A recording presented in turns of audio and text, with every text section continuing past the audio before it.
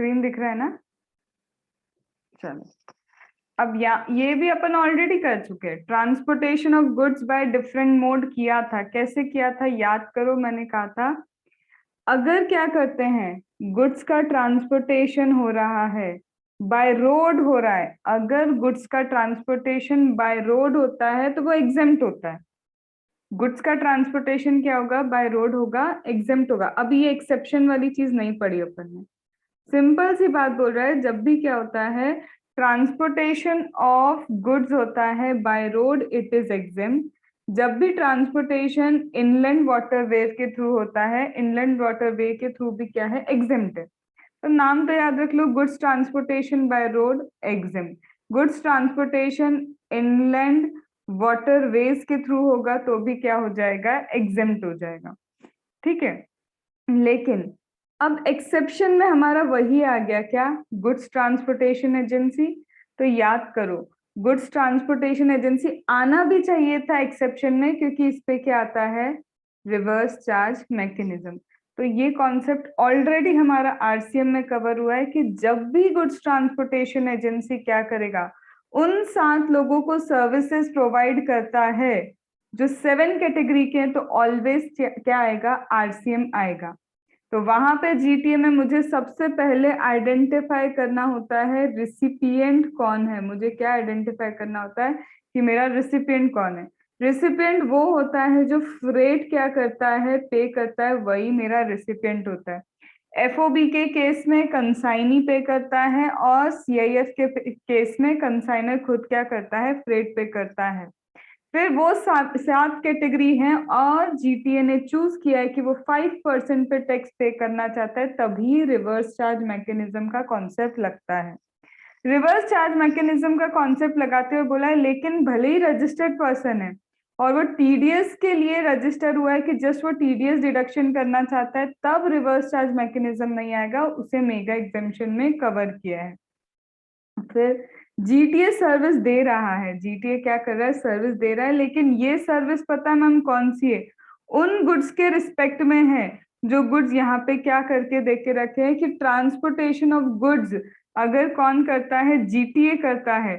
तो transportation of goods अगर क्या करता है? जीटीए करता है, और ये गुड्स का ट्रांसपोर्टेशन करता है तो भी एग्जेम्प्ट है।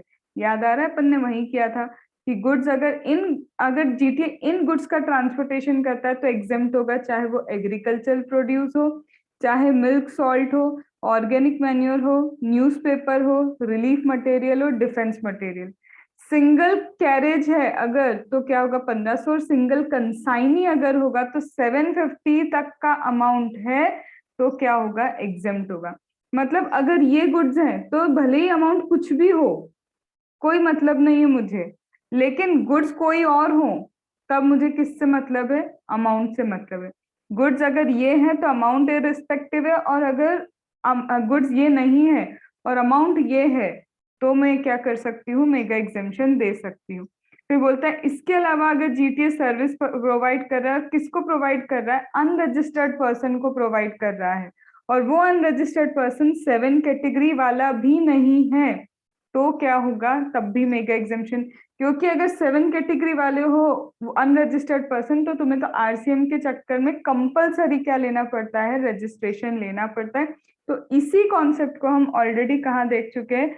रिवर्स चार्ज मैकेनिज्म में। तो यहाँ लिख के रखना, लिंक इट टू आरसीएम। ये आरसीएम से कंप्लीटली क्या होता है? लिंक होता है। फिर आता है अगर कोरियर एजेंसी है तो कोरियर एजेंसी को टैक्सेबल करना जरूरी था, क्योंकि कोरियर क्या है? गवर्नमेंट सेक्टर के साथ भी क्या चलती है? कंपटीशन में चलती है। तो यहाँ पे कोरियर एजेंसी को भी क्या करना है? हमको टैक्सेबल करना है। और याद करो कोरियर एजेंसी के रिस्पेक्ट में प्लेस ऑफ सप्लाई का भी एक रूल था। क्या रूल था? कि तुम गुड्स ट्रांसपोर्टेशन किसको दे रहे हो? रजिस्टर्ड को दे रहे हो या अनरजिस्टर्ड को सर्विस दे रहे हो? तो याद करो रजिस्टर्ड का था location of such person, registered के केस में क्या था? Location of such person. और अनरजिस्टर्ड के केस में क्या था? जहां पे तुमने हैंड ओवर कर दिए गुड्स फॉर ट्रांसपोर्टेशन, वही तुम्हारा क्या था? Place of supply. तो याद आया, कोरियर एजेंसी के लिए प्लेस ऑफ सप्लाई हम ऑलरेडी देख चुके हैं। फिर इसके बाद सिंपल सिंपल अगर क्या है ट्रांसपोर्टेशन ऑफ गुड्स एयरक्राफ्ट के थ्रू हो रहा है, कहाँ तक, कस्टम स्टेशन तक, बाहर से, इंडिया के बाहर से अगर गुड्स कस्टम स्टेशन तक आते हैं तो ये सर्विस प्रोवाइड करना एग्जेम्प्ट है। अगर आप एक्सपोर्ट करते हो गुड्स और उसके लिए एयर फ्रेट चार्ज किया जा रहा है, तो एयरक्राफ्ट के थ्रू क्या हो रहा है, कस्टम स्टेशन से इंडिया के बाहर गुड्स जाएं या इंडिया के बाहर से कस्टम स्टेशन तक गुड्स जाएं। तो इंडिया से कस्टम स्टेशन से कहाँ जाए, इंडिया के बाहर, और इंडिया के बाहर से कस्टम स्टेशन तक अगर गुड्स जाते हैं तो दोनों का फ्रेट क्या है, एग्जेम्प्ट कैटेगरी में है। सिमिलरली सी फ्रेट भी क्या है, अगर इंडिया के बाहर से कस्टम स्टेशन तक आते हैं, कस्टम स्टेशन से इंडिया के बाहर तक गुड्स जाते हैं, किसके थ्रू, वेसल के थ्रू, तो 39/20/22 तक क्या है, ये एग्जेम्प्ट कैटेगरी में कवर किया है। अमेंडमेंट सिर्फ इतना सा हुआ है इसमें, पहले ये 2021 था, अब क्या कर दिया, एक साल और बढ़ा दिया 2022 तक। फिर बोलता है सैटेलाइट लॉन्च सर्विस, कुछ याद मत रखना, सिर्फ ये वर्ड देखना, बाय, अगर ये लोग सर्विस प्रोवाइड करते हैं, प्रोवाइडर के लिए बोल रहा है, अगर ये लोग स्पेस, अंतरिक्ष, स्पेस, कहीं भी स्पेस अंतरिक्ष मिल जाए, वैसे तो एक बार नाम कर लो, इंडियन स्पेस रिसर्च ऑर्गेनाइजेशन, अंतरिक्ष corporation limited, new space limited, word क्या आ रहा है, अंतरिक्ष वर्ड आ रहा है या फिर वर्ड क्या है, स्पेस। अगर अंतरिक्ष या स्पेस वर्ड की चीजें क्या है, अगर ये लोग सर्विस प्रोवाइड करते हैं तो क्या होगा, एग्जेम्प्ट होगा। फिर मैम ये क्या है, अगर गुड्स की सर्विस, गुड्स ट्रांसपोर्टेशन रेल और वेसल के थ्रू हो रही है, सब कुछ सेम है जो हमने जीटीए में किया है ना, पूरा की पूरा सेम है। जीटीए में सिर्फ 750 और 1500 वाली एक्स्ट्रा चीज आती है, यहाँ पे बस वो चीज नहीं दे के रखी है। तो अभी तक अपन ने क्या किया, सबसे पहले हमने क्या किया, पॉइंट नंबर 1 आते से क्या किया, अगर रोड के थ्रू ट्रांसपोर्टेशन ऑफ गुड्स होता है एग्जेम्प्ट है, लेकिन इसमें जीटीए टैक्सेबल है क्योंकि आरसीएम देखा है, कुरियर एजेंसी टैक्सेबल है, इसका हमने साथ में प्लेस ऑफ सप्लाई सिर्फ रिवाइज किया है। फिर इसके बाद बोलते हैं इंडिया में अगर क्या हो रहा है, बाय एयर अगर ट्रांसपोर्टेशन करते हो गुड्स को, तो अगर कस्टम स्टेशन से इंडिया के बाहर गया या इंडिया के बाहर से कस्टम स्टेशन तक क्या आए हैं, गुड्स आए हैं, तो वो भी क्या है, एग्जेम्प्ट है, उसका फ्रेट क्या है, एग्जेम्प्ट, कब तक, 30 सितंबर 2022 तक क्या है, एग्जेम्प्ट है। फिर इसके बाद सी फ्रेट भी ऐसा है, अगर कस्टम स्टेशन से इंडिया के बाहर जाता है तो क्या है, 30/9/2022 तक एग्जेम्प्ट है।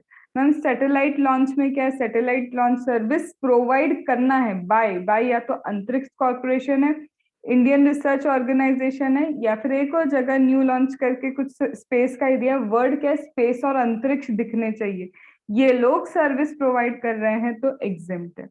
फिर अगर गुड्स ट्रांसपोर्टेशन कौन कर रहा है, goods transportation courier agency, goods transportation rail करता है या वेसल करता है।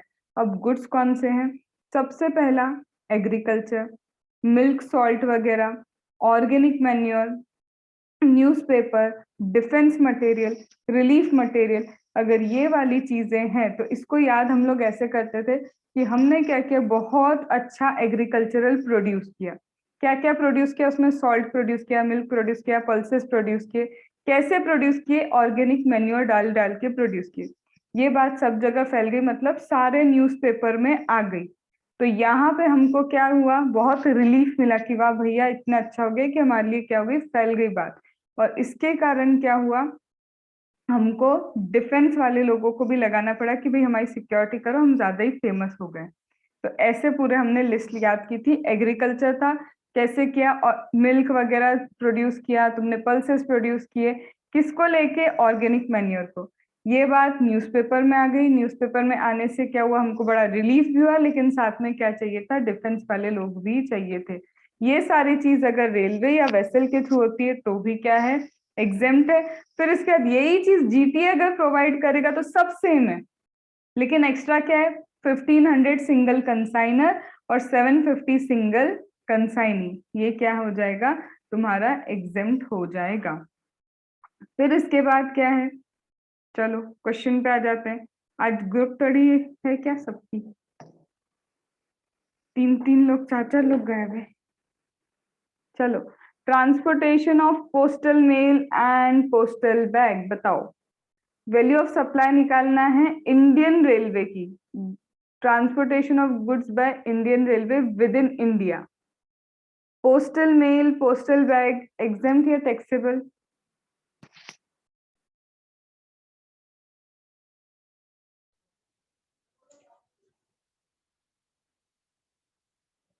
याद करो, इंडियन रेलवे ट्रांसपोर्टेशन क्या क्या करेगा कि एग्जेम्प्ट होता है?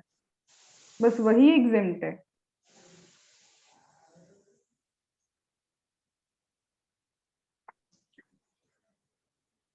टैक्सेबल। मैम ये तो टैक्सेबल। टैक्सेबल। फिर हाउस होल्ड इफेक्ट्स टैक्सेबल। ठीक है। फिर transportation of petroleum product taxable. Relief material exempt. Exempt. Newspaper magazine exempt. Exempt. Milk exempt. Tea taxable. हाँ शुगर टैक्सेबल। अल्कोहलिक बेवरेज ये आउट ऑफ मैम। तो अभी एग्जाम कर दूं कि नॉन टैक्सेबल लिखूं? नॉन टैक्सेबल है, जीएसटी से बाहर। जीएसटी से बाहर। ठीक है। Defence material defence exempt. Organic manure exempt. Baled cotton bell मतलब रॉ अभी कुछ उसमें फॉर्म नहीं हुआ। टैक्सेबल कि एग्जेम्प्ट? वो रहते ना कॉटन जिसके अंदर वो बड़े बड़े कुछ ऐसे रहते हैं, उसके अंदर ही रहता है, बस एज इट इज कॉटन निकाला है और कुछ भी नहीं है उसमें। क्या करूं? एग्जेम्प्ट। अदर गुड्स के हिसाब से तो टैक्सेबल, लेकिन अगर एग्रीकल्चर प्रोड्यूस के हिसाब से जाए तो वहाँ एग्जाम्प्ट होगा। अब वही तो तुमको सोचना है, मैंने तो तुम्हारा कहा हुआ लिख दिया, बस आंख बंद करके लिखने का काम किया मैंने। अदर गुड्स तो टैक्सेबल है। अदर गुड्स तो टैक्सेबल है। चलो देखते। पोस्टल मेल, चलो भाई जीएसटी लगेगा, हाउस होल्ड जीएसटी लगेगा, पेट्रोलियम जीएसटी लगेगा, क्योंकि तुम ये पेट्रोलियम प्रोडक्ट नहीं सेल कर रहा है, ये पेट्रोल इधर उधर देने की सर्विस दे रहा है। मेरा कंसंट्रेशन सर्विस पे है, प्रोडक्ट पे नहीं है। यहाँ पे पूरा मेगा एग्जेम्पशन, इस बार फिर से बता देती हूँ, मेगा एग्जेम्पशन सर्विस का दिया है, प्रोडक्ट्स का नहीं दिया है। पिछली वाली बैच में पूरा समझा दिया, आधे तक पहुंच गए। फिर एक एग्रीकल्चर प्रोडक्ट में भगवान जाने इतने डाउट है, इतने डाउट है, फिर लास्ट में पूछ रहे हैं। मैंने उनको लास्ट में एक क्वेश्चन ऐसा है, फिर मैंने बताया भाई मैं गुड्स की मेगा एग्जामिशन नहीं बता रही हूँ, ये मेगा एग्जामिशन सर्विस की चल रही। तो आधे रास्ते में जाके बच्चों को ये लॉजिक क्लियर हुआ कि पूरा मेगा एग्जामिशन सिर्फ हम सर्विस का पढ़ रहे थे।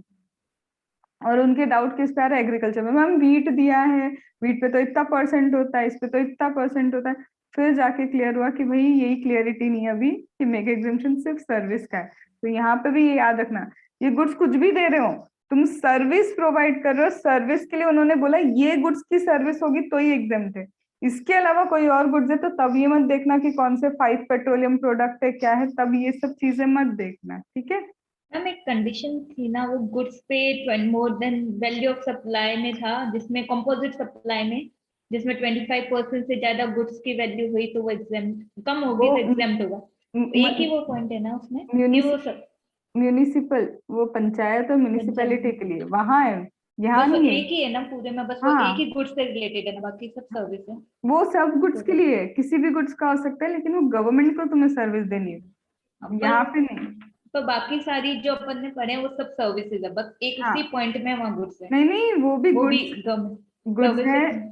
सुनो सुनो, वो भी गुड्स है, प्योर सर्विस बोला है, लेकिन वो कंपोजिट सप्लाई के रिस्पेक्ट में बोला उसने कि उसमें अगर 25% हुआ तो हमको चल जाएगा, क्योंकि 75 तो तुम्हारी सर्विस ही जा रही है ना, ऐसा।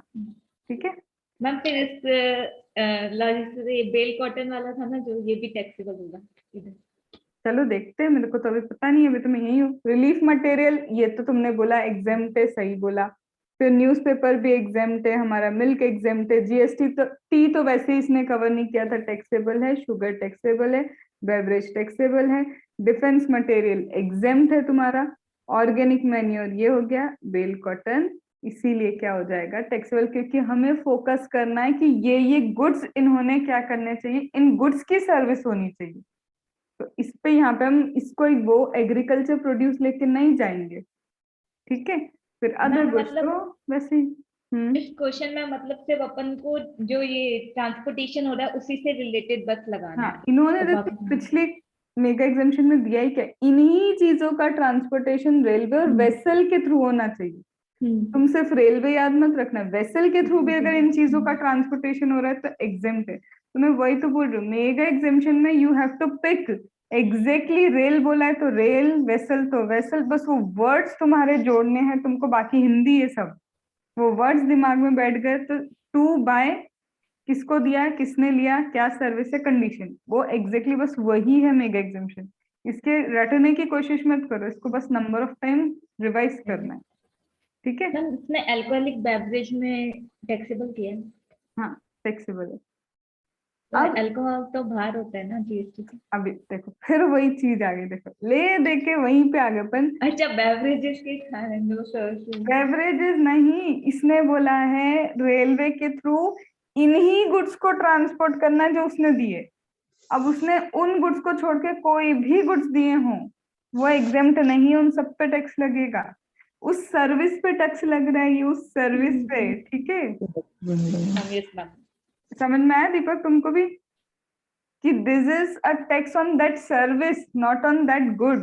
और उन्होंने स्पेसिफिकली बताया इन गुड्स के रिलेशन में आप ट्रांसपोर्टेशन कर रहे हो, वही वही गुड्स के रिलेशन में सर्विस एग्जेम्प्ट है, ठीक है।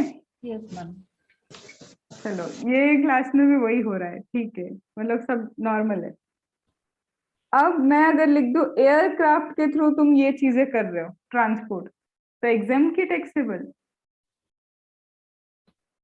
हाँ बोलो। टैक्सेबल। टैक्सेबल, क्योंकि स्पेसिफिकली यही दो कवर किए तो यही दो कवर होंगे, तीसरा कुछ आ ही नहीं सकता है, ठीक है। चलो फिर जीटीए का भी दिया है, सेम चीज जीटीए कर रहा है, ठीक है, बस इसमें 1500 और 750 वाली चीज एक्स्ट्रा आ गई। अब ये सारी चीजें जो है ना, ये ऑलरेडी इधर उधर कहीं पे भी क्या कर चुके, कवर कर चुके। तो तुमको ये जो इतना इन्होंने दिया ना, इतना नहीं रीड करना है, सिर्फ अपनी संतुष्टि के लिए एक बार रीड करके रखना, ठीक है। यस अब ये सारी चीजें हम ऑलरेडी कहाँ कर चुके हैं, रिवर्स चार्ज में। बस रिवर्स चार्ज के चार्ट में अब ये क्या हो जाएगा, 5 की जगह 6% हो गया। पहले हम 5% बोलते थे ना, 5% चार्ज कर रहे, 5% चार्ज कर रहे, अब ये क्या है, 6% है। क्या ये सही बोला मैंने? सबसे पहले तो यहाँ आओ,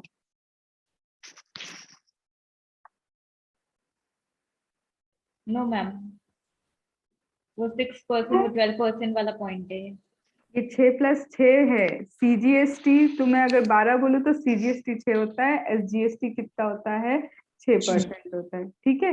ये वही पॉइंट अपना जो अभी अपन करके आए थे ना आरसीएम, ये देखो टीडीएस भी ओवर दिया है चार्ज। इसमें, कि अगर टीडीएस पर्पस के लिए कोई रजिस्टर हुआ है तो वहां पे आरसीएम नहीं आता है, ये 12%, ठीक है।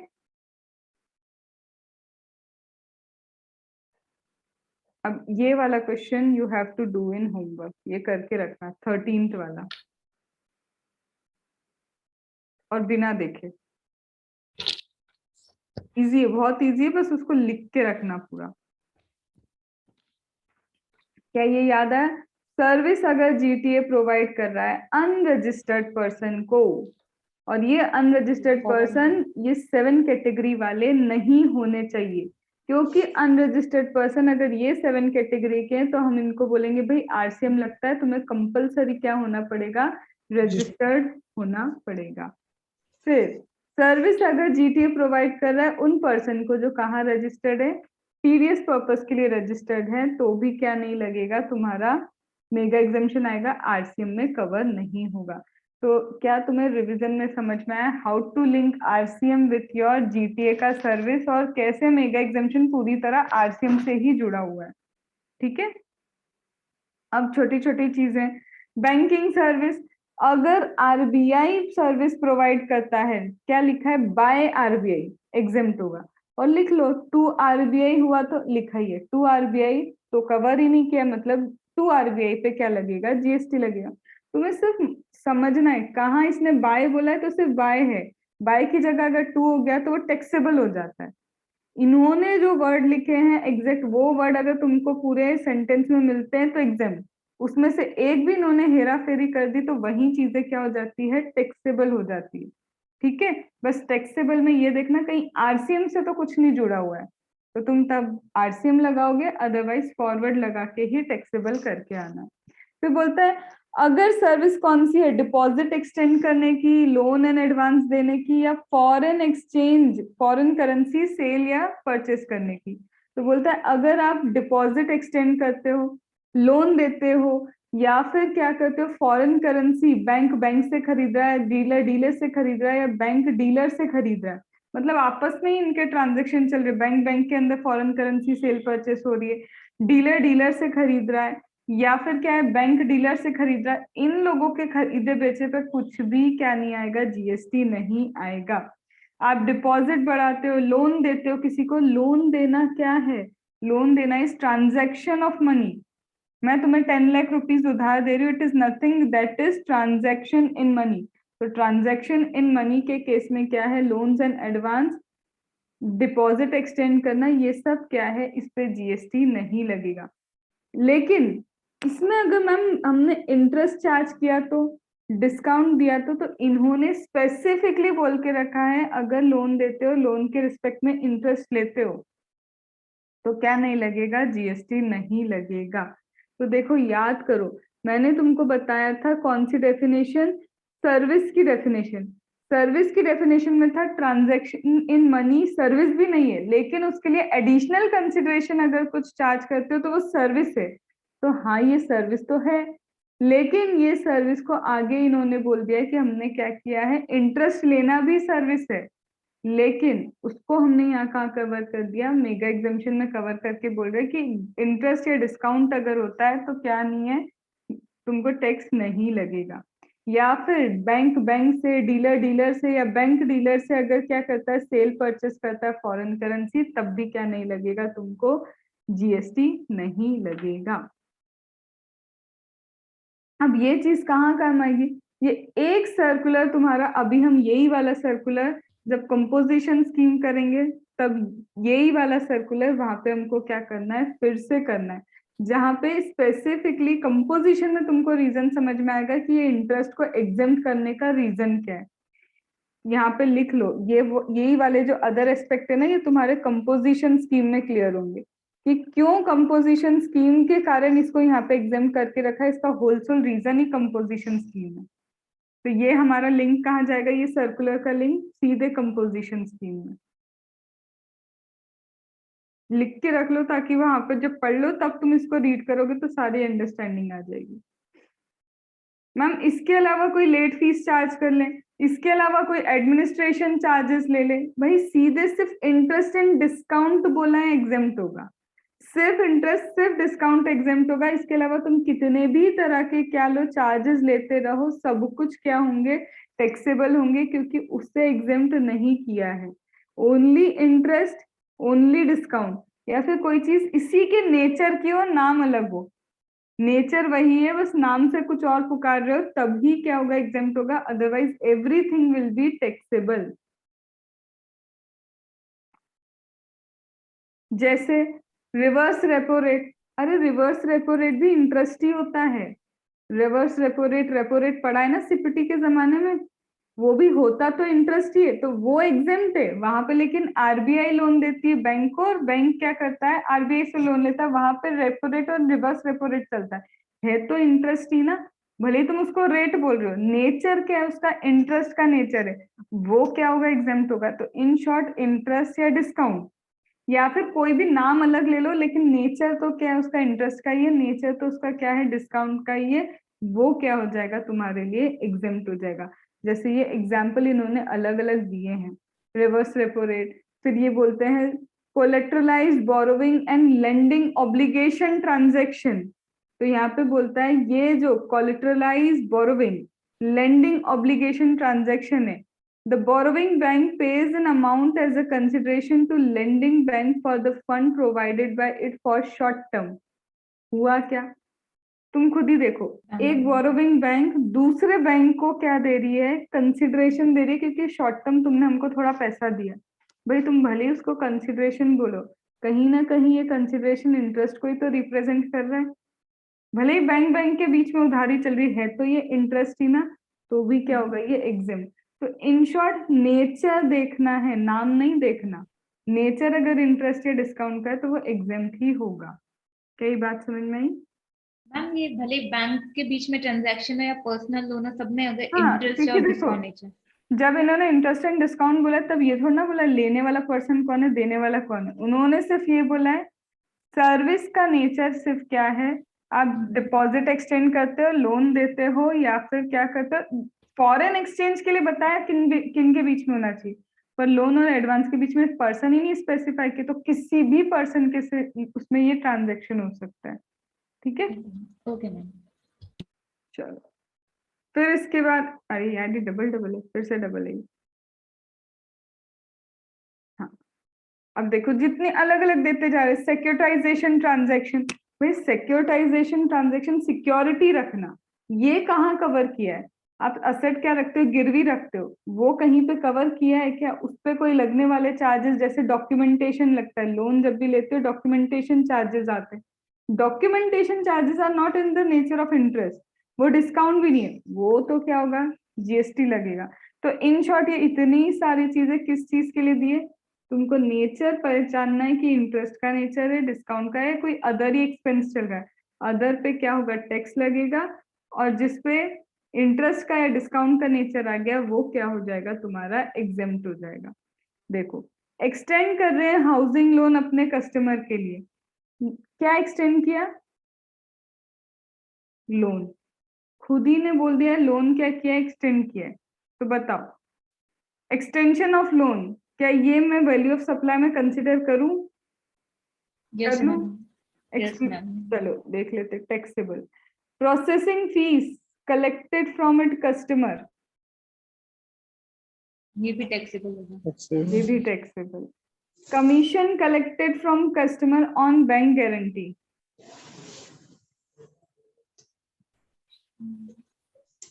Taxable.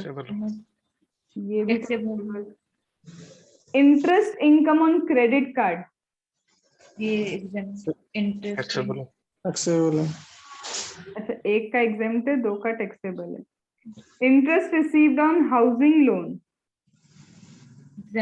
Examined. Minimum balance charge collected from current account and saving account, taxable. Taxable. Taxable. अब सबसे पहले extending the housing loan, loan extension को हमने क्यों ऐसा बोला टैक्सेबल है? ये इंटरेस्ट और डिस्काउंट पे एग्जाम्पशन है, बाकी तो टैक्सेबल होगा। अच्छा, प्रोसेसिंग फीस तो चलो टैक्सेबल होनी थी, कमीशन का तुमको नहीं लगता commission on bank guarantee kind of interest ही हो सकता है? नहीं, क्या गारंटी कवर की है यहाँ पे कहीं पे भी इन्होंने? कि सिर्फ लोन एडवांस कवर किया है और एक डिस्काउंट कवर किया है और इंटरेस्ट कवर किया है, वर्ड्स यही है ना। क्रेडिट कार्ड के लिए एक्सेप्शन है। देखो क्रेडिट कार्ड पे इंटरेस्ट तुमको जनरली मिलता नहीं है। क्रेडिट कार्ड पे क्या नहीं मिलता है, जनरली तुमको इंटरेस्ट नहीं मिलता है। क्यों? क्योंकि देखो क्रेडिट कार्ड का क्या 45 डेज का क्या रहता है, ड्यूरेशन रहता है। अगर तुम 45 डेज के अंदर भर देते हो तो वैसे ही वो इंटरेस्ट तुमको लगाते ही नहीं है। और ये बोलते हैं हमने क्रेडिट कार्ड को एक्सेप्शन में क्यों रखा है, क्योंकि 45 डेज ऑलरेडी तुम्हारे लिए क्या था, फ्री चल रहा है पैसा। अब उसके बाद तुम एक दिन भी लेट होते तो वो क्या लगाते, तुम पे चार्जेस लगाते। तो उतना तो दो, कम से कम 45 डेज अगर तुम फ्री में यूज कर रहे हो, उसके बाद एक दिन एक्स्ट्रा हुआ तब वो तो चार्ज करेंगे ना, तब जीएसटी लगेगा, क्योंकि एक्चुअल सर्विस मिल गई अब तुमको। तो वहां पे इसलिए इन्होंने क्या करके रखा है, एक्सेप्शन करके रखा है, क्योंकि ऑलरेडी 45 डेज फ्री यूटिलाइज हो गया तुमको। ठीक है, अब देखो ये क्या है,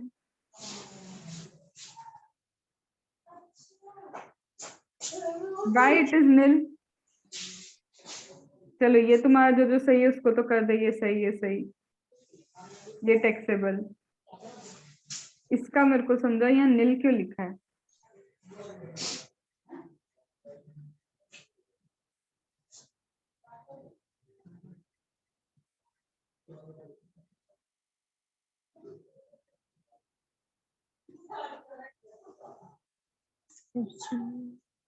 कंसिडरेशन नहीं है मैडम। कंसिडरेशन नहीं है, लोन दे रहे हैं, कंसिडरेशन की बात ही नहीं आती यहाँ पे।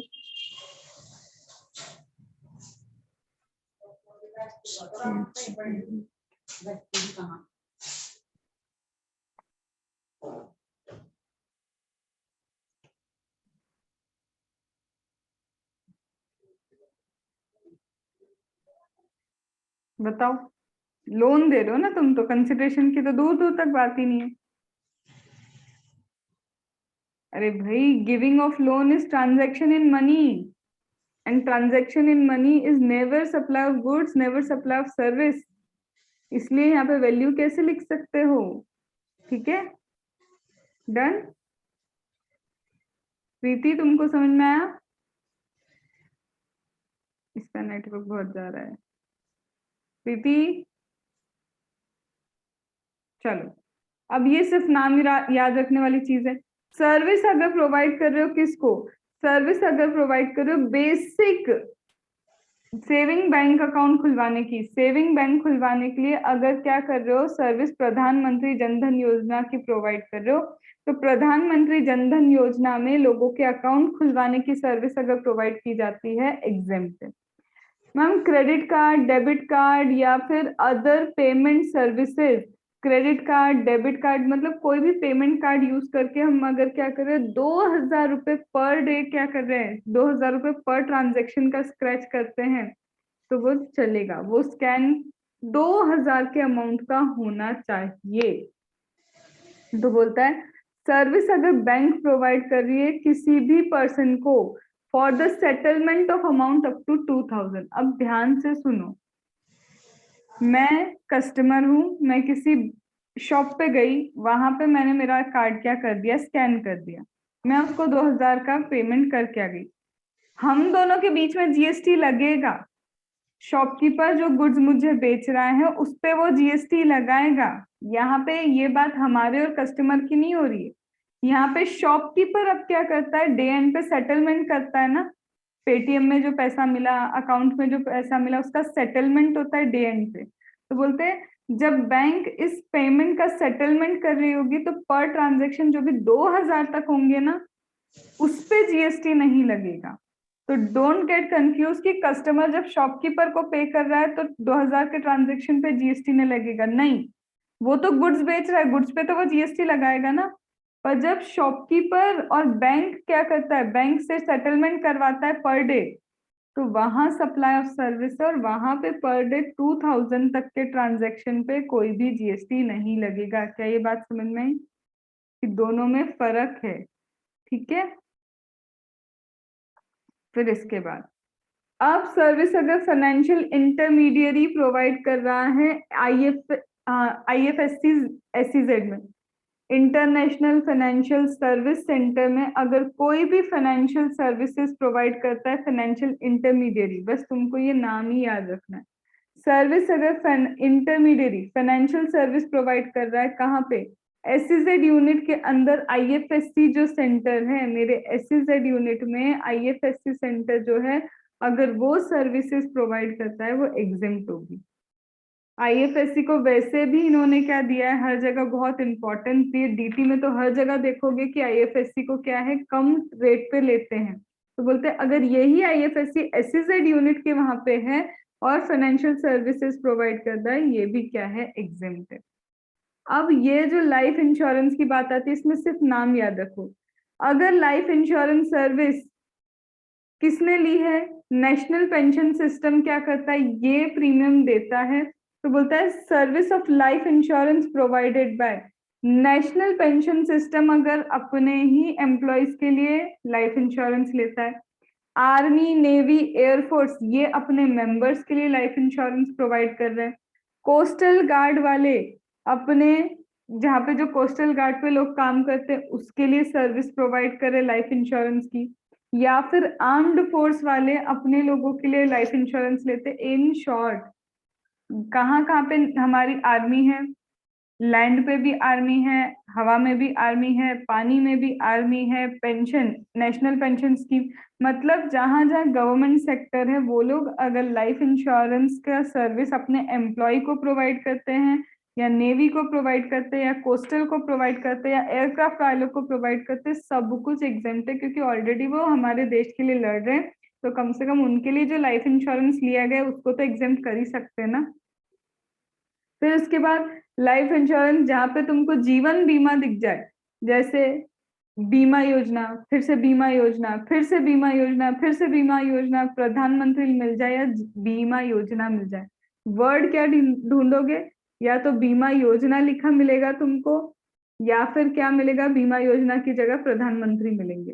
तो अगर इन्होंने लाइफ इंश्योरेंस प्रोवाइड किया है वो भी एग्जेम्प्ट है।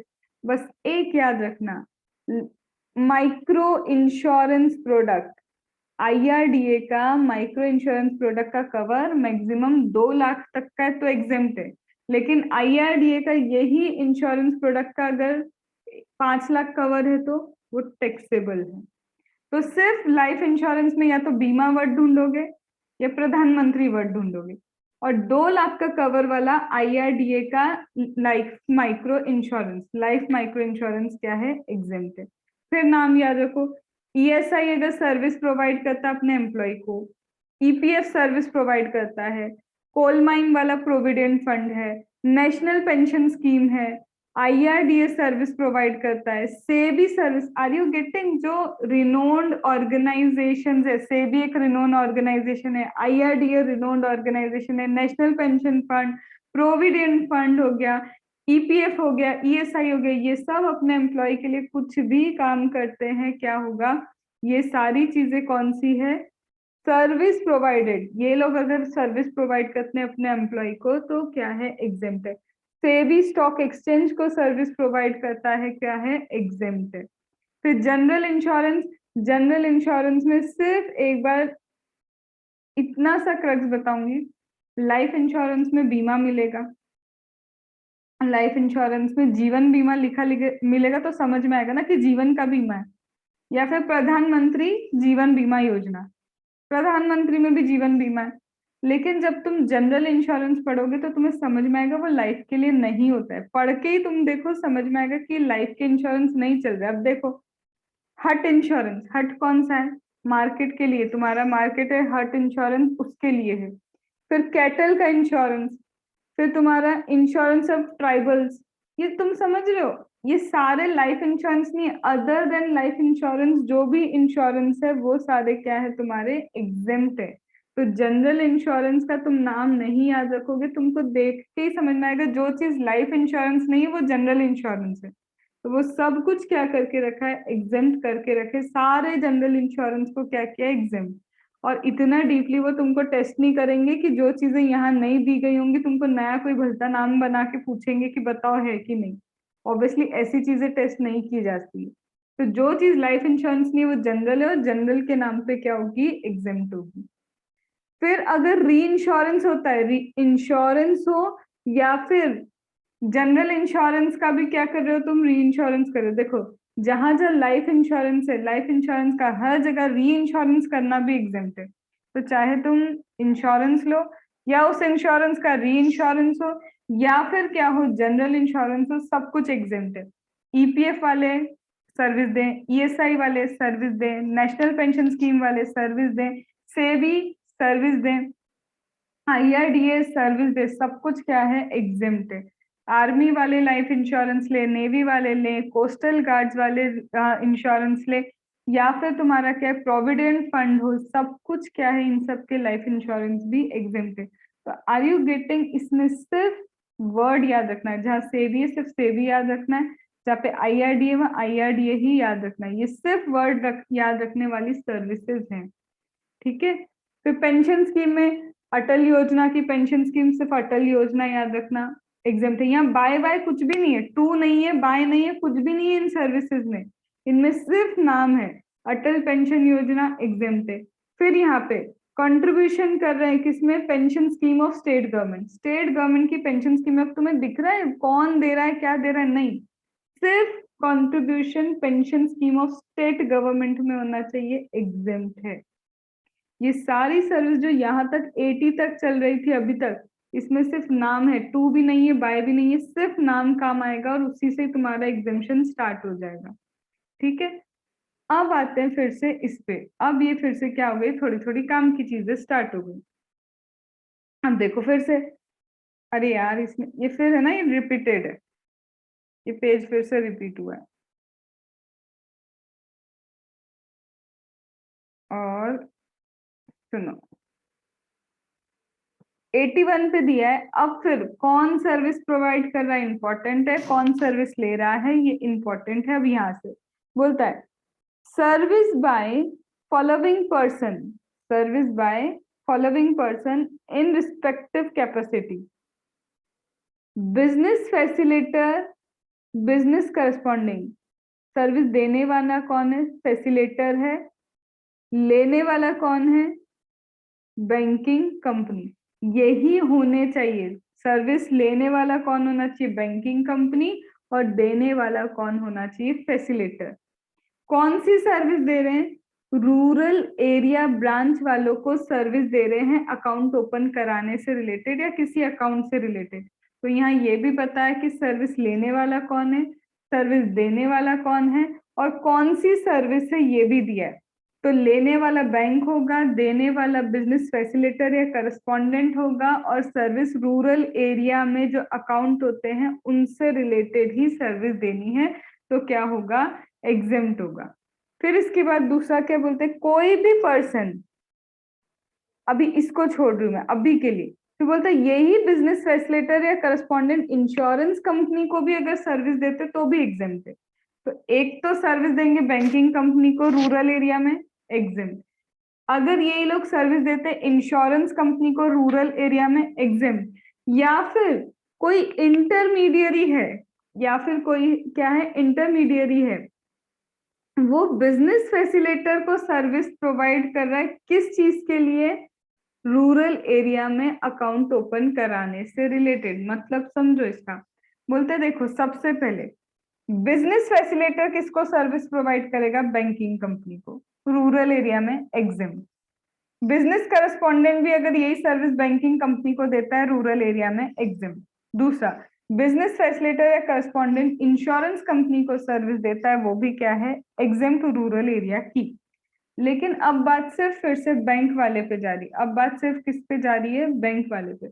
अब ये क्या बोलता है, अगर क्या हो रहा है, सबसे पहले ये बिजनेस फैसिलिटेटर या करस्पॉन्डेंट, इसका क्या है, कोई इंटरमीडियरी, इंटरमीडियरी मतलब इसने किसी और पर्सन को पॉइंट करा। अब ये पर्सन क्या कर रहा है, बैंक वालों को सर्विसेज दे रहा है। तो किसका इंटरमीडियरी, सपोज करो मैं बिजनेस फैसिलिटेटर, मैं नहीं जा पा रही, मैंने किसी को इंटरमीडियरी को अपॉइंट किया, मैंने कहा तुम बैंक को ये सर्विसेज प्रोवाइड कर दो। तो जब मेरे थ्रू एक इंटरमीडियरी बैंक को सर्विस प्रोवाइड करता है रूरल एरिया में अकाउंट से रिलेटेड, वो भी क्या करके रखा है, एग्जेम्प्ट किया है। Are you getting, intermediary. अब एक्चुअल में इंटरमीडियरी सर्विस किसको दे रहा है, बिजनेस फैसिलिटेटर को। एक्चुअल सर्विस किसको जा रही है, बिजनेस फैसिलिटेटर। मैंने एक इंटरमीडियरी अपॉइंट किया, वो मुझे सर्विस दे रहा है, लेकिन वो सर्विस किस रिस्पेक्ट में, बैंक के लिए अकाउंट के रिलेशन में सर्विस देना, वो सिर्फ रूरल एरिया में ही देना है। तो यहाँ पे क्या होगा, एग्जेम्पशन आएगा। मैम यही अगर उन्होंने ऐसा लिख दिया, ये बिजनेस फैसिलिटेटर ने इंटरमीडियरी अपॉइंट किया है, दीपक ये बिजनेस फैसिलिटेटर ने क्या किया है, इंटरमीडियरी अपॉइंट किया और इंश्योरेंस वालों को सर्विस दिला रहा है, वो टैक्सेबल है। सिर्फ बैंकिंग वालों के केस में क्या होगा, ये एग्जेम्प्ट होगा, ये चीज ध्यान रखना। फिर इसके बाद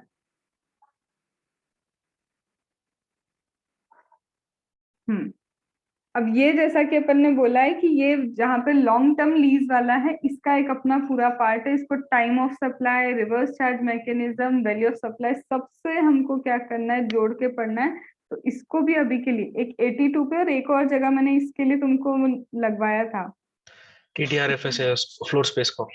तो इसको भी ऐसे ही करके रखो कि तुम्हें पता रहे कि मुझे ये आगे लेना है।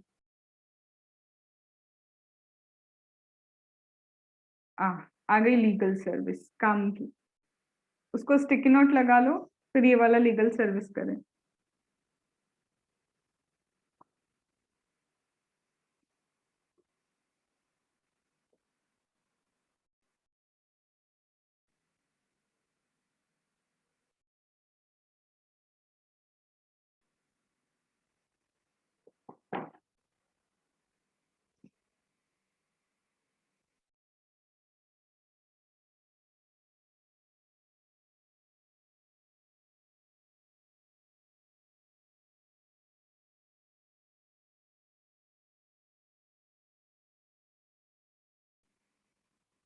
डन। चलो अब पूरा कंसंट्रेशन इधर ही रखना। क्या आरसीएम के कॉन्सेप्ट में भी मैंने आर्बिट्रल ट्रिब्यूनल देखा था? ठीक है, आरसीएम के कंसेप्ट में भी लीगल सर्विसेज डिस्कस की थी कि वहां पे भी लीगल सर्विस है। तो ये वही चीज है कि आपको लीगल सर्विस को भी रिवर्स चार्ज मैकेनिज्म से लिंक करके पढ़ना होगा। तो बोलता है आर्बिट्रल ट्रिब्यूनल अगर सर्विस देता है किसी भी पर्सन को, बस वो बिजनेस एंटिटी नहीं होनी चाहिए।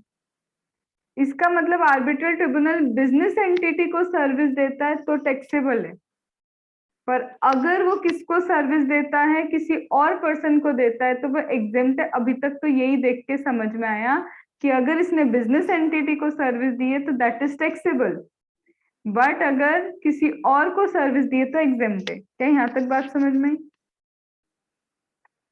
लेकिन जब उसने सिर्फ बिजनेस एंटिटी लिखा है, इसका मतलब तो मैम अगर एग्रीगेट टर्नओवर भी क्रॉस नहीं हुआ है तो भी क्या हो जाएगी, बिजनेस एंटिटी के लिए सर्विसेज टैक्सेबल हो जाएंगी। यही हुआ ना इसका मतलब। यहाँ पे सिर्फ क्या लिख के रखा है दीपक, यहाँ पे लिखा है बिजनेस एंटिटी। इसका मतलब तो टर्नओवर क्रॉस नहीं भी हुआ बिजनेस एंटिटी का तो भी उसको क्या हो गया, टैक्सेबिलिटी आ जाएगी। तो यहाँ पे फिर यहाँ नहीं लिखा है, यहाँ लिखा है। लेकिन ऐसा बिजनेस एंटिटी जिसका एग्रीगेट टर्नओवर क्या है, अभी भी एलिजिबल है एग्जेम्पशन के लिए, उसको भी दिया तो मेगा एग्जेम्पशन। तो इन शॉर्ट सिर्फ उन्हीं के लिए टैक्सेबल है आर्बिट्रल ट्रिब्यूनल की सर्विस जो रजिस्टर्ड बिजनेस एंटिटी है, सिर्फ उनके लिए।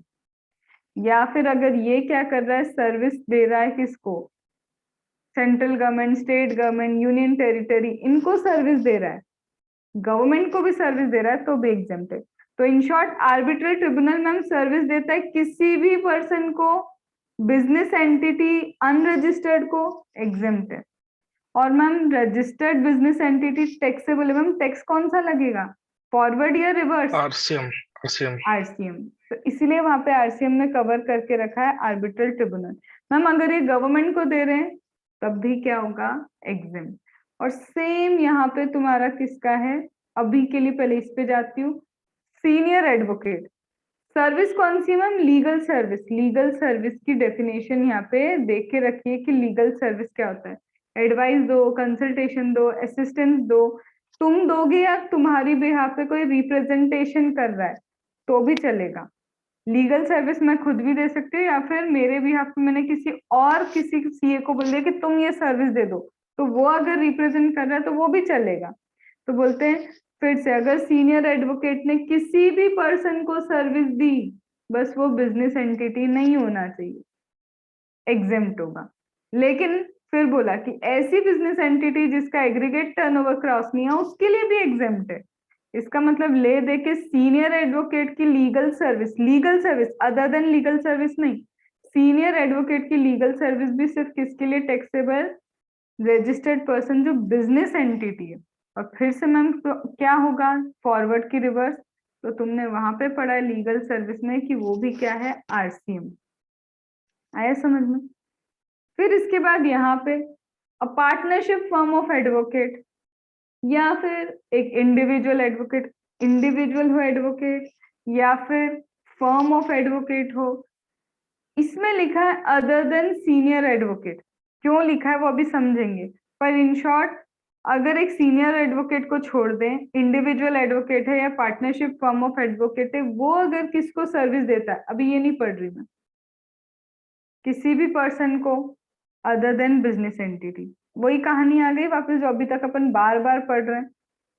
या फिर वो बिजनेस एंटिटी जो ऑलरेडी एग्जेम्पशन एंजॉय कर रही है उसको भी मेगा एग्जाम्पशन है, या फिर सेंट्रल गवर्नमेंट, स्टेट गवर्नमेंट, इसके लिए भी मेगा एग्जाम्पशन है। तो मैम किसके लिए मेगा एग्जाम्पशन नहीं है, रजिस्टर्ड बिजनेस एंटिटी को टैक्स लगेगा, चाहे पार्टनरशिप फर्म दे उसको लीगल सर्विस, इंडिविजुअल एडवोकेट दे उसको लीगल सर्विस, या फिर देखा जाए तो सीनियर एडवोकेट भी उसको लीगल सर्विस दे, तो इन लोगों को आरसीएम ही लगेगा।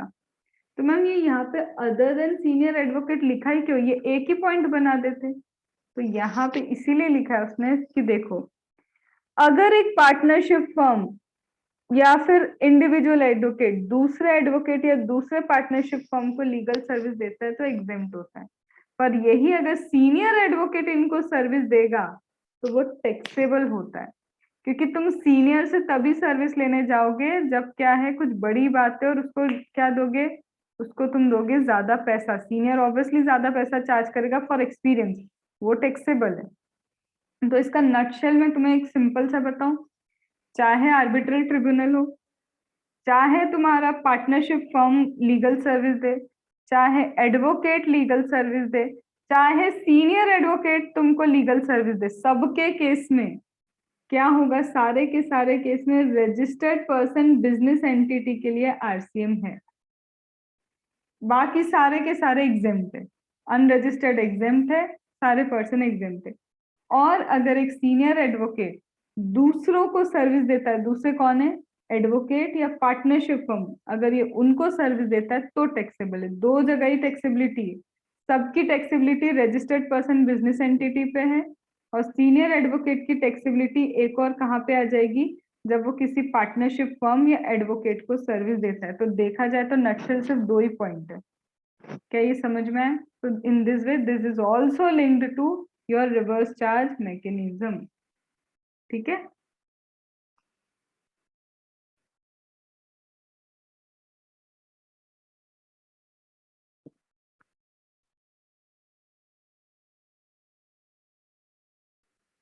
ये यहाँ पे वही रिवर्स चार्ज मैकेनिज्म, इसको समझा के रखा है।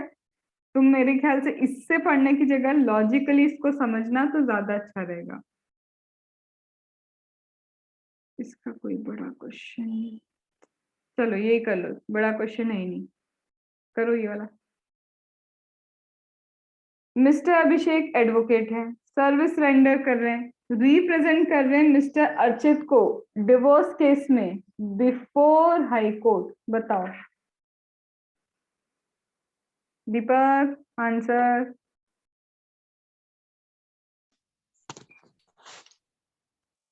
मिस्टर अभिषेक एडवोकेट मिस्टर अर्चित को रिप्रेजेंट कर रहे हैं, मतलब रिप्रेजेंटेशन भी तो लीगल सर्विस है ना, अपन ने पढ़ा था अभी।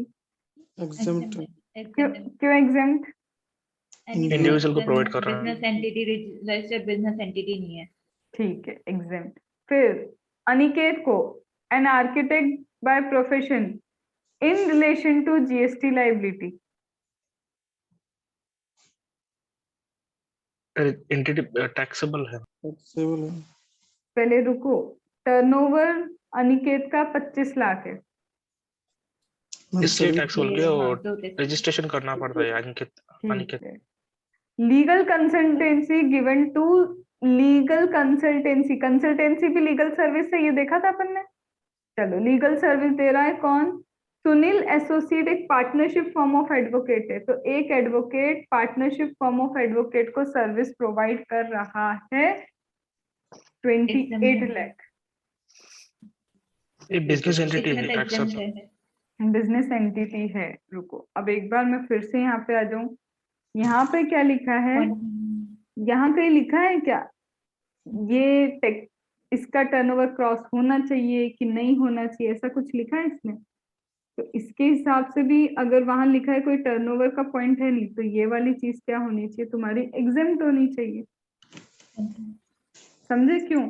क्योंकि वहां पे जब उन्होंने लिखा है एक एडवोकेट दूसरे एडवोकेट को देगा, एक advocate partnership firm of advocate को देगा, या फिर पार्टनरशिप फर्म दूसरी पार्टनरशिप फर्म को, या पार्टनरशिप फर्म दूसरे एडवोकेट को सर्विस देगी, इररिस्पेक्टिव ऑफ टर्नओवर एग्जेम्प्ट है।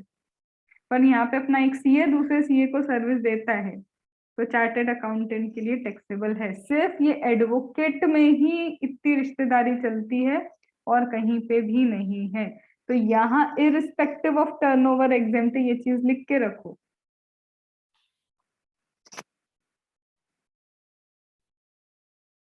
कहीं ये मैंने बताया था क्या कि ये भी आरसीएम से लिंक होगा? स्पॉन्सरशिप, स्पोर्ट्स की तुम्हें स्पॉन्सरशिप मिलेगी, वहां पे भी आरसीएम में भी स्पॉन्सरशिप है। अगर बॉडी कॉर्पोरेट को देते हो, याद आ रहा है? मैम कहा था तो अब याद रखना, वहां पे स्पोर्ट्स से रिलेटेड कोई भी अगर स्पॉन्सरशिप प्रोवाइड की जा रही है, नाम सिर्फ क्या है, स्पोर्ट्स, ठीक है, फिर इसमें क्या है, inter university sports board, games.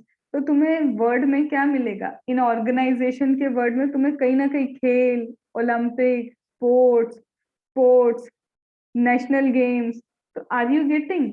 Sponsorship अगर खेल के लिए है, स्पोर्ट्स के लिए है, ओलंपिक के लिए है, तो यू हैव टू कीप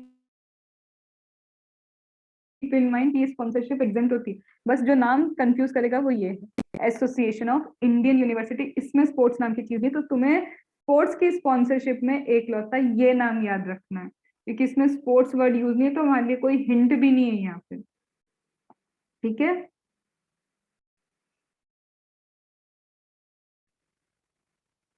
फिर service provided by national skill development corporation, या फिर तुम्हारी क्या है, अगर नेशनल स्किल डेवलपमेंट कॉर्पोरेशन नाम ही क्या है, स्किल डेवलपमेंट कॉर्पोरेशन, नेशनल वाली नेशनल स्किल डेवलपमेंट कॉर्पोरेशन अगर सर्विस प्रोवाइड करती है, देखो हर जगह तुम्हें ये नाम मिलेगा। सबसे पहले national skill development corporation service provide कर रहा है, फिर से नेशनल स्किल डेवलपमेंट कॉर्पोरेशन का skill sector, national skill development की agency, national skill development corporation training partner रखता है किसी को। इन शॉर्ट, अगर national skill development corporation services provide कर रहा है, किसको, किससे, किसके रिलेशन में? नेशनल स्किल डेवलपमेंट प्रोग्राम के रिलेशन में, जो किसने दिया है? National skill development corporation. Are you getting? Again and again the same word, national skill development corporation, national skill development. इसका मतलब अगर service national skill development corporation देता है, सेक्टर स्किलिंग, स्किल डेवलपमेंट की अगर कोई भी service national skill development corporation देता है, स्किल डेवलपमेंट की कोई भी सर्विस, नेशनल स्किल डेवलपमेंट तुमको दिख जाए लिखा हुआ, या सेक्टर स्किल डेवलपमेंट दिख जाए, दोनों ही केस में क्या है? एग्जेम्प्ट है। तो यहाँ सिर्फ वर्ड याद रखना, skill development, national skill development corporation. दूसरा ma'am, skill development initiative scheme. अगर स्किल डेवलपमेंट इनिशिएटिव स्कीम में भी क्या हुआ है? सर्विसेज प्रोवाइड किए, तो सर्विस ऑफ असेसिंग बॉडी किस चीज के लिए? Skill development initiation scheme. देखो कुछ जगह मेगा एग्जामिनेशन में कोई लॉजिक नहीं है सिवाय इसके कि नाम याद रखना है। इसके बाद देखो ट्रेनिंग प्रोग्राम कौन दे रहा है? दीन दयाल उपाध्याय ग्रामीण कौशल योजना। कोई लॉजिक नहीं है, नाम क्या याद रखना है? दीन दयाल उपाध्याय ग्रामीण कौशल योजना। 18th वाला देखो, receipt of Gyan Sagar and industrial training institute, देखो affiliated by national council for vocational training. National level की कोई भी चीज होती है ना, एग्जेम्प्ट होती है। तो ma'am sector skill council form by national skill development corporation, are you getting? मेरे को कुछ नहीं पता ये क्या था, मुझे बस ये पता है नेशनल स्किल डेवलपमेंट कॉर्पोरेशन कुछ पढ़ना है, तो वो दोनों क्या है? एग्जाम। आई थिंक इसका वो नहीं है नीचे का, दो ही है क्या ये? अच्छा पेज पेज नंबर 5.58 दूसरा पेज लगा है। ठीक है, नहीं बहुत रिपीट किया इस लड़की ने। चलो फिर स्टेट काउंसिल, ये भी एग्जाम्प्ट है। तुम सिर्फ वर्ड देखो, national council of vocational training, then receipt of commercial coaching, ये कहीं देखा है क्या तुमने? कहीं पे भी receipt of a commercial coaching institute नहीं, इसका मतलब ये टैक्सेबल है। देन कॉमर्स के concept, a commercial coaching institute, ये भी कहीं नहीं पढ़ा, ये भी टैक्सेबल है। Gurukul school providing education up to higher secondary, सोच समझ के, Gurukul school providing up to higher secondary. exempt, exempt क्यों है? क्योंकि याद करो अगर स्टूडेंट्स को देते हैं तो कोई भी सर्विस एग्जेम्प्ट हो जाएगी, और ये तो एजुकेशनल इंस्टीट्यूट है। फिर play kids school, receipt of play skill good, play kids school providing education up to primary level. Such receipt includes renting of premise, coaching centre को रेंट पे रख दिया है प्रीमाइस, क्या वो एग्जाम्प्ट होगा कि सिर्फ प्राइमरी स्कूल वाली चीज एग्जेम्प्ट होगी, प्राइमरी वाली होगी। तो 11 लाख में से 3 लाख तो टैक्सेबल होंगे, बाकी के क्या होंगे, एग्जेम्प्ट। तो देखते हैं, चलो सबसे पहले इनको बोला है कि वैल्यू ऑफ सप्लाई में, तो देखो जो जो चीजें माइनस की दैट इज एग्जेम्प्ट, तो हम नेशनल स्किल वाला एग्जेम्प्ट, फिर हमको यहाँ पे क्या मिला, वोकेशनल ट्रेनिंग, ये क्या हो गया, एग्जेम्प्ट। फिर इसके बाद यहाँ पे हम आ गए किस पे, ये नेशनल काउंसिल दिख गया, ये भी क्या है, एग्जेम्प्ट। तो आर यू गेटिंग कि मैं कौन से वर्ड्स को सिर्फ चूज करके एग्जेम्प्ट सोच पा रही हूँ, नेशनल। ठीक है, नेशनल या फिर तुम्हारा वोकेशनल, नेशनल वोकेशनल सेक्टर, ये वर्ड्स क्या है, नेशनल वोकेशनल सेक्टर तुमको एग्जाम करवाएंगे। बाकी देखो क्या हमने ये पढ़ा था, कहीं नहीं पढ़ा था, तो हमको पता था ये क्या है, जीएसटी लगेगा। ये भी कहीं नहीं पढ़ा था, हमको पता था ये लाइबल टू जीएसटी है। गुरुकुल हमको पता था कि ये एजुकेशनल इंस्टीट्यूशन है इसलिए एग्जाम्प्ट है, यहाँ नहीं दिया है पर इसने मिक्स कर दिया। फिर प्ले किड्स हमें पता था सिर्फ 8 लाख एग्जाम्प्ट है, बाकी के 3 लाख पे क्या लगेगा, टैक्स लगेगा। तो are you getting how to crack mega exemption, कुछ चीजें तो वर्ड से ही क्रैक होंगी तुम्हारी, ठीक है, डन। ठीक। चलो अब आते हैं ये परफॉर्मेंस वाले पे। तो परफॉर्मेंस के लिए क्या बोला है, बहुत इजी सी चीज है, देखना। हाँ, प्रोवाइड करने वाला आर्टिस्ट, प्रोवाइड करने वाला कौन है, आर्टिस्ट। अगर ये फोक डांस या क्लासिकल आर्ट फॉर्म का परफॉर्मेंस करता है, अब सुनना ध्यान से, आर्टिस्ट को या तो फोक ही परफॉर्म करना होगा या क्लासिक, नहीं नहीं मैम कंटेम्प्रेरी पे आ गए, नहीं नहीं मैम हिप हॉप पे आ गए, नहीं नहीं मैम सालसा पे, अरे Indian भाई dance. सिर्फ इंडिया की Indian चीजें, dance. Yes. Classical art promote कर लो, फोक प्रमोट कर लो, चाहे फिर तुम म्यूजिक से करो, डांस से करो, थिएटर से, हमको कोई मतलब नहीं है, पर तुम्हें प्रमोट किसको करना है, आर्टिस्ट, फोक, क्लासिक, इसको ही करना है। वेस्टर्न नहीं चलेगा तुम्हारा, इटालियन कुछ भी नहीं चलेगा। लेकिन ये जो कंसिडरेशन भी चार्ज होना चाहिए, ऐसा नहीं कि तुम करोड़ों का कर रहे हो, हम उतना भी नहीं करेंगे भैया, फोक प्रमोट करना है करो, लेकिन इसका कंसिडरेशन कितना होना चाहिए, 1,50,000 तक ही कंसिडरेशन होना चाहिए।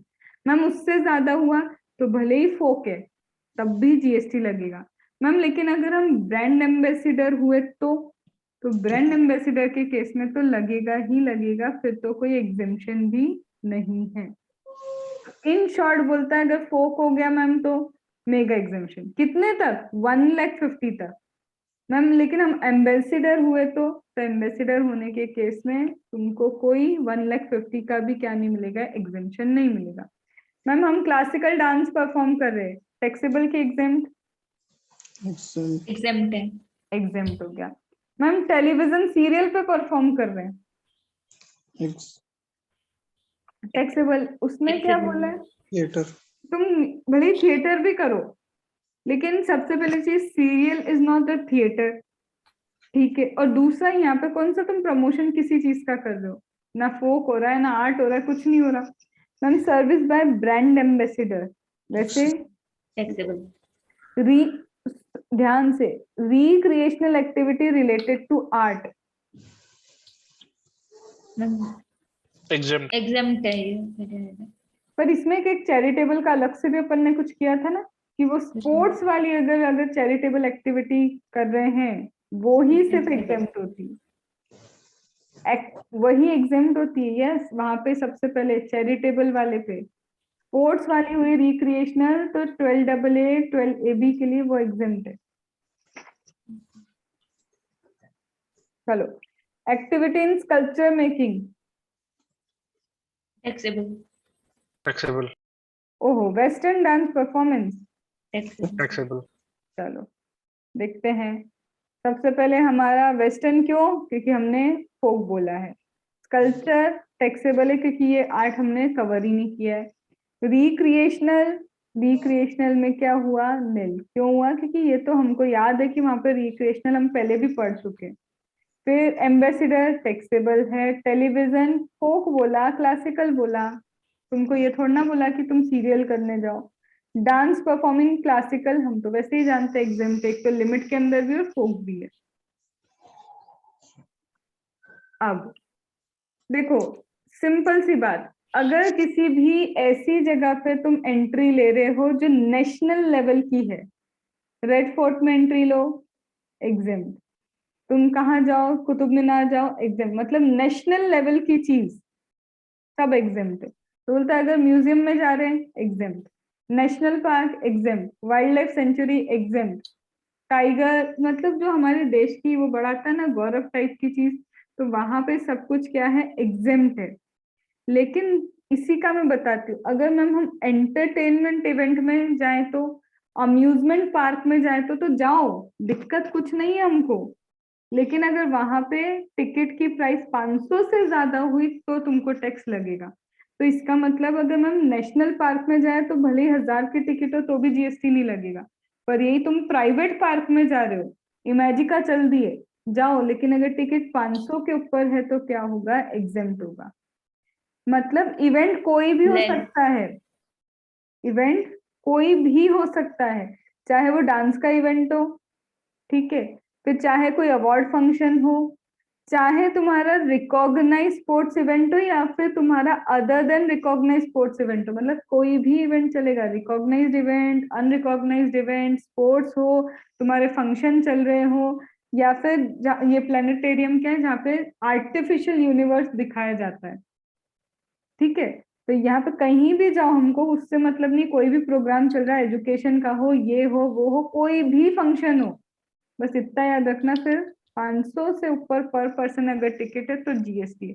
लेकिन मैम वही हम कहाँ चले गए, नेशनल लेवल की चीजों पे चलेगा। म्यूजियम भी तो हमको दिमाग देता है, नई नई चीजें पता चलती, नहीं, नेशनल लेवल की चीज में तुम क्या 2000 की भी टिकट देके जाओगे ना, हम सब एग्जाम करेंगे। पर जो तुम्हारा प्राइवेट सेक्टर वाला है वहां हम नहीं। मैम मॉन्यूमेंट्स में जा रहे हैं, अरे अभी तो बोला कुतुब मीनार जाओ, तुम ताजमहल जाओ, कहीं भी जाओ, इनको इररिस्पेक्टिव ऑफ अमाउंट क्या है, एग्जेम्पशन देना है। तो हम इंडिया को प्रमोट करना चाहते, इंडिया की जगह घूमो, चलेगा हमको, वहां पे जीएसटी नहीं लगेगा। क्या यहाँ तक बात समझ में आ गई? Go with the logic. Mega exemption purely logic है, ठीक है। और जहां जहां आरसीएम से लिंक कराना था वही चीजें तुम्हें फोकस ज्यादा करनी होगी, ठीक है। अब ये देख लो, अगर सर्विस एक अनइनकॉर्पोरेटेड बॉडी या नॉन प्रॉफिट एंटिटी अपने मेंबर को देता है, यहां से थोड़ी सी चीज अच्छी फिर से स्टार्ट होती है। तो बोलता है अगर कोई भी नॉन प्रॉफिट एंटिटी या फिर अनइनकॉर्पोरेटेड बॉडी अपने ही मेंबर्स को सर्विस दे रहा है, जब तक तुम अपने ही मेंबर्स को सर्विस दे रहे हो और उन्हीं से रीइंबर्समेंट ले रहे हो, वो एग्जेम्प्ट करते हैं। मतलब कैसे, ये क्या है, सोसाइटी है, सोसाइटी में क्या लगवाना था, लिफ्ट लगवानी थी, अपने ही मेंबर्स के लिए हमने क्या लगवा दी, लिफ्ट लगवा दी, और इनसे क्या ले रहे हैं, रीइंबर्समेंट ले रहे हैं। 50,000 की लिफ्ट लगवाई और इनसे बोला अब मुझे वो खर्चे का रिइंबर्समेंट दे दो। या फिर उनसे बोल रहे तुम भी क्या करो, 10-10 हजार पूरी सोसाइटी में से इकट्ठे किए कि इकट्ठे करके हम यहाँ पे गार्डन बनवाएंगे। तो आर यू गेटिंग, अपने ही मेंबर्स के लिए अगर तुम कोई सर्विस देते हो जिसके लिए तुम रीइंबर्समेंट ले रहे हो या फिर क्या कर रहे हो, कंट्रीब्यूशन, उनसे बोल रहे हो कि इकट्ठा करो पैसा, हम यहाँ पे ऐसा करते हैं, तो एग्जिम्ट है। या फिर ऐसी कोई एक्टिविटी जिसपे ऑलरेडी क्या है, जीएसटी लगता ही नहीं है, तो क्यों लगाओगे।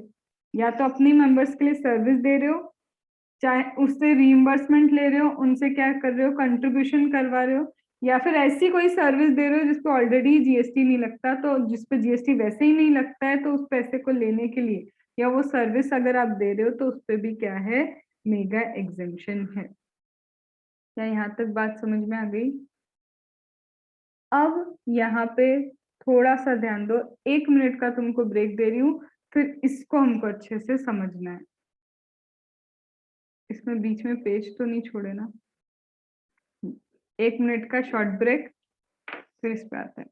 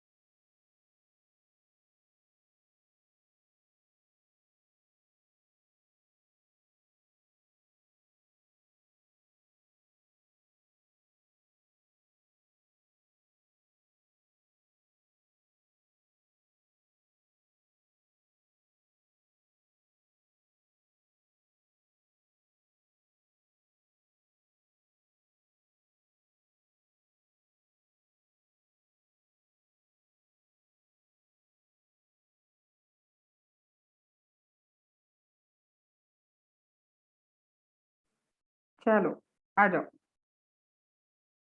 अब बोलता है दीपक कम बैक। चलो ये लास्ट है, इसके बाद फिर छुट्टी कर देंगे। अब बोलते हैं देखो, अनइनकॉर्पोरेटेड बॉडी अगर अपने मेंबर्स के लिए ही सर्विस देती है, रीइंबर्समेंट लेती है, चाहे ट्रेड यूनियन की तरह सर्विस दे, चाहे ऐसी कोई सर्विस दे जो ऑलरेडी ही एग्जेम्प्ट है, या फिर जिसका अमाउंट 7,500 पर मंथ पर मेंबर ले रहे हैं, ऐसी कोई सर्विस या फिर कोई सोर्स ऑफ गुड्स जिसके लिए हम जो पैसा ले रहे हैं इन लोगों से, वो कितना है? 7,500 पर मंथ पर मेंबर ले रहे हैं for common use of member in housing society. सीधी बात, हाउसिंग सोसाइटी में चलता ही है ना, मेंटेनेंस वगैरह चार्ज लेते हो, तो बोल रहे अगर मेंटेनेंस चार्ज 7,500 पर मंथ पर मेंबर है, मैम बहुत ज्यादा नहीं हो रहा? पर मंथ पर मेंबर 7,500। जब हम बहुत अच्छी बड़ी बड़ी सोसाइटी में जाएंगे, वहां तो मेंटेनेंस नॉर्मली हो ही सकता है पर मंथ पर मेंबर, जहाँ पे अच्छे अच्छे पूल वगैरह है, सब कुछ, और अच्छी लेविश सोसाइटी, वहां 7,500 इज नथिंग फॉर देम। तो 7,500 पर मंथ पर मेंबर अगर ले रहे हो, एक रेसिडेंशियल कॉम्प्लेक्स में सपोज करो उन्होंने गार्डन बनाया, जिम बनाया, अब जिम सब लोग यूज कर सकते हैं, तो बोलते हैं कि अगर 7,500 पर मंथ पर मेंबर का क्या है, आपका रीइंबर्समेंट है, तो चलेगा। अब यहाँ पे इसी 7,500 पे ही क्लैरिफिकेशन है।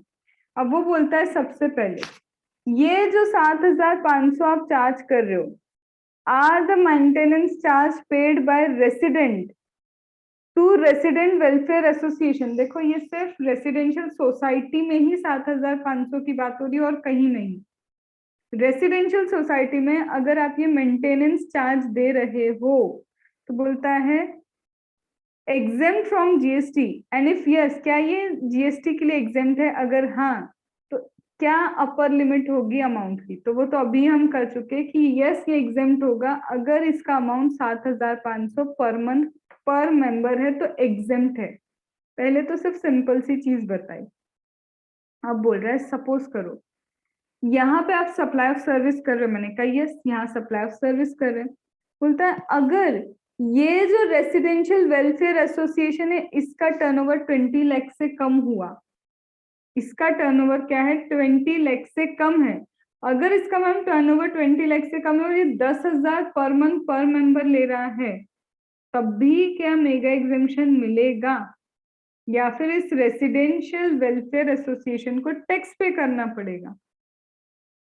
तो वो बोल रहा है हाँ 10,000 बोला ना आप, तो टैक्सेबल। नहीं, गलत। अब वो बोला देखो सबसे पहले रेसिडेंशियल वेलफेयर एसोसिएशन, अगर ये खुद ही, इसको तो अलाउ है ना, 20 लाख तक तुमको अलाउड है सर्विस देने वालों, 20 लाख तक तुम्हें रजिस्ट्रेशन लेने की जरूरत नहीं। तो अगर कोई सर्विस देने वाला 20 लाख के अंदर या 20 लाख तक आता है, तो भले ही वो 10,000 के 15,000 भी ले तो भी एग्जेम्प्ट है।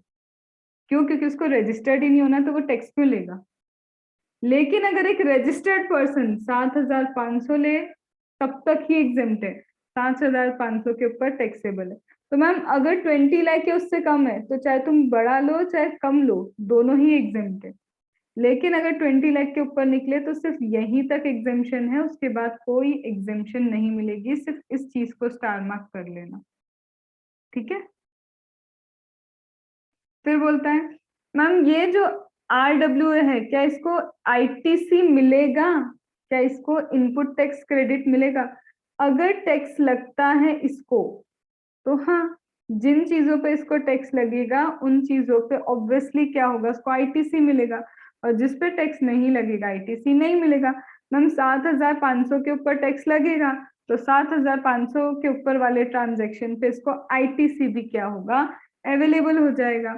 फिर यहाँ पे कैपिटल गुड्स की बात करते हैं। कैपिटल गुड्स पे थोड़ी ना बोला इसको एग्जेम्पशन है, सर्विस प्रोवाइड कर रहा है, सर्विस के लिए 7,500 ले रहा है तभी एग्जेम्पशन है। कैपिटल गुड्स खरीद के लाया, कैपिटल गुड्स खरीदेगा, टैक्स पे करेगा, जहां टैक्स पे किया है उसको ITC भी क्या होगा, वहां मिलेगा। ठीक है दीपक, सुन रहे हो ना? ठीक है। फिर इसके बाद मैम एक पर्सन है, मैं हूं, मेरे 2 फ्लैट है, आपने वो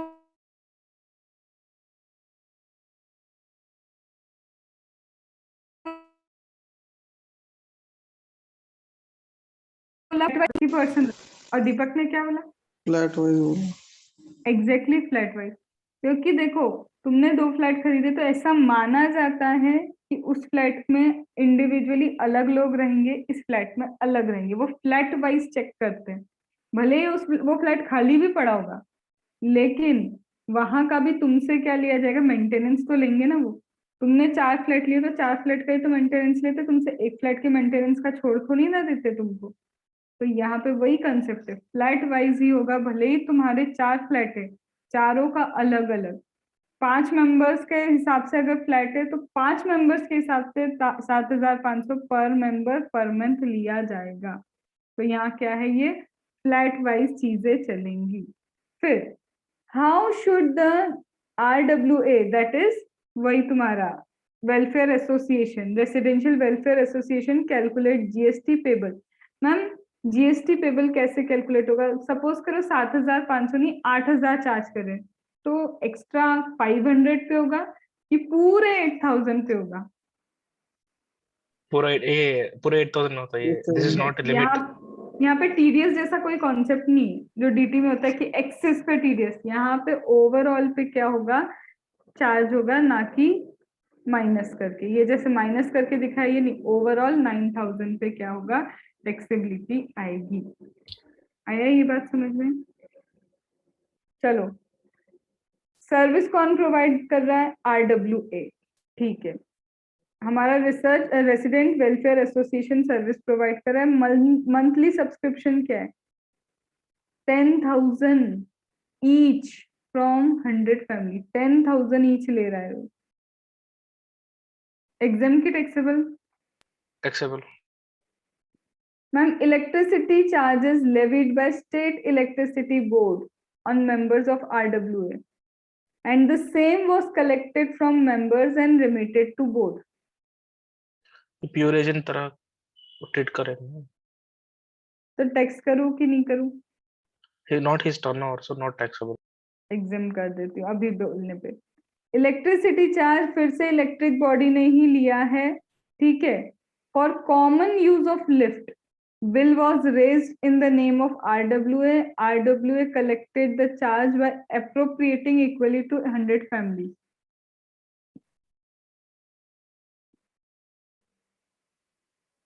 टैक्सेबल। सोच समझ के तो बोलो, एकदम से मत कर दो। टैक्स। चलो टैक्सेबल कर देते हैं। Proceed of sale of entry ticket to musical performance conducted by RWA in the park of Blue Heaven Society, and the consideration not more than 500 per person. Exempt. देखो भले तुम इवेंट कोई भी कर सकता है, जरूरी नहीं है कोई। गवर्नमेंट वाली जगह पे क्या है, कोई भी अमाउंट हो सकता है, लेकिन जब कोई और इवेंट कंसिडर कर रहा है तो 500 ही होगा। तो यस, ये एग्जाम्प्ट है क्योंकि 500 से ऊपर टिकट ही नहीं है। Other services to members, non members, taxable. ये तो टैक्सेबल। तो अब बात आती है मेरी monthly subscription. Monthly subscription taxable है, 10,000 सही बोला। अमाउंट इलेक्ट्रिसिटी के आप क्या कर रहे हो, कलेक्ट कर रहे हो मेंबर्स से ऑन RWA। ये एज इट इज वही कि उनसे बस कलेक्ट किया और ले लिया। हमने ये कहा था ना रीइंबर्समेंट चलेगा, तो यहाँ पे भी तो वही कर रहे, मेंबर से लेके बोर्ड को दे रहे, ये सिर्फ रीइंबर्समेंट ही है, कोई दिक्कत नहीं। पर यहाँ पे वही, जब इलेक्ट्रिसिटी बोर्ड से क्या कर रहे हैं, यहाँ एक्चुअल में रीइंबर्समेंट नहीं है, यहाँ पे कॉमन यूज में क्या है, लिफ्ट वगैरह के लिए इलेक्ट्रिसिटी यूज हो रही है, तो उनसे बोला है कि क्या करना है, उनको पेमेंट करना है। यहाँ पे बीच में कोई नहीं आया।